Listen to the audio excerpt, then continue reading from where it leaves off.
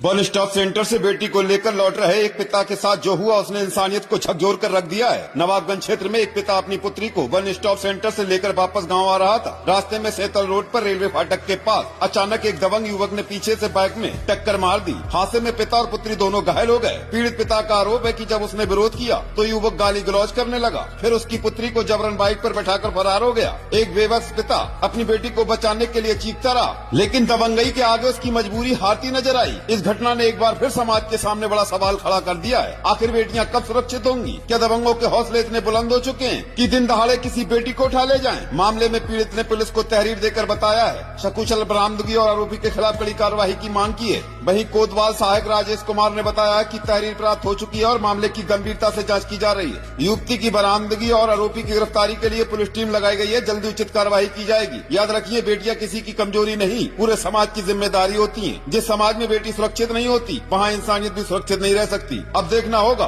कि पुलिस इस मामले में कितनी तेजी से कार्रवाई करती है और बेबस पिता को इंसाफ कब मिलता है। आपने नवाबगंज थाने में रात प्रार्थना पत्र दिया है, क्या मामला था?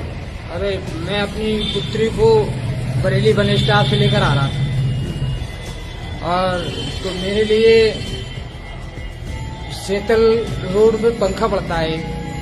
पंखा से आगे एक पनुआ पड़ता है, पनुआ से आगे एक जो है डेलापीर पड़ता है और आगे मुर्गी फार्म पड़ता है। उसके बीच में मेरे लिए एक दीपक नाम का लड़का दिखाई दिया बाइक से और दो लड़के एक बाइक पे थे।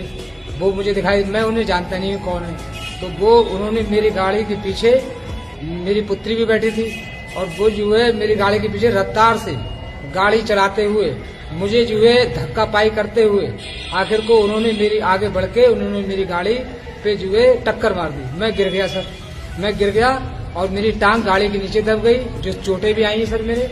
और उसके बाद में वो मेरी बेटी को उठा करके अपनी बाइक पर बैठा लिया और उसके बाद में मुझे लाते घूसे से मारा। लाते घूसे मारने के बाद उन्होंने मेरी जेब में हाथ डाला पीछे वाली में और 4500 रुपए थे, वो भी सब निकाल के ले गए।